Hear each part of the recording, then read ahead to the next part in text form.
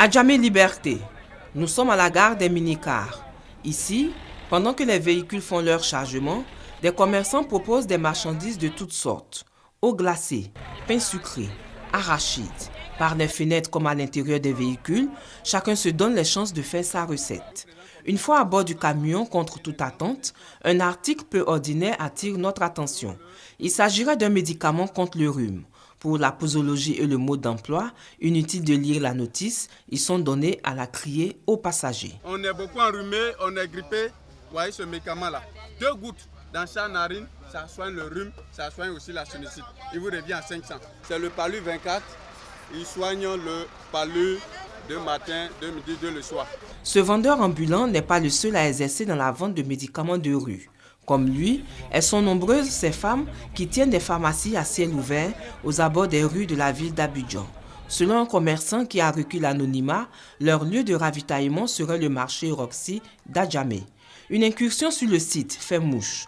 Les vendeuses tentent de couvrir leurs marchandises, mais nous arrivons quand même à prendre des images. Nous ne sommes pas dans une pharmacie, mais sous ces hangars, des vitamines, des déparasitants, des antibiotiques et même des aphrodisiaques. Des produits prisés par les populations à cause de leur coût jugé abordable. À la pharmacie, les médicaments sont chers. Les médicaments à bord de la rue, il y en a pour 100 francs, 200.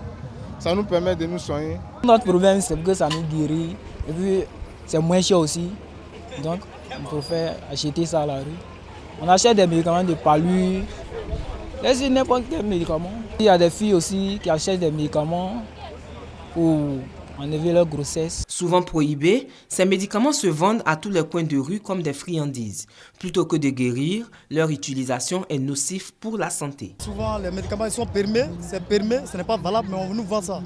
Donc, on n'est pas saisi d'acheter un médicament à 10 000 francs, et puis elle te fait soin après à 50 000 francs. C'est mieux d'aller à la pharmacie pour aller acheter des médicaments. Je connais quelqu'un effectivement qui avait pris ces médicaments que ces femmes-là vendent dans la rue.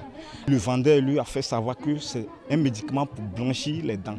Et lorsque ce dernier a pris ces médicaments, vraiment ça a été déplorable.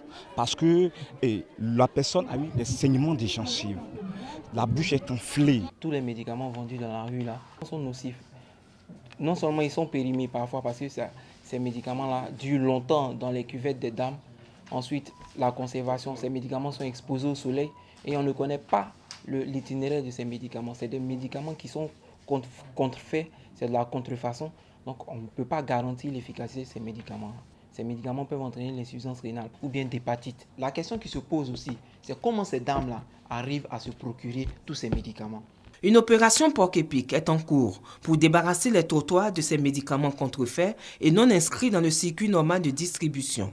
Cette opération a déjà permis l'interception de 176 tonnes 650 kg de produits pharmaceutiques prohibés au marché Roxy. À Abidjan, Mans et Daloa, le coût de ces produits est estimé à environ 10 milliards de francs CFA. Quant à la provenance exacte de ces médicaments, impossible de déterminer. Actuellement, une enquête diligentée par Interpol suit son cours.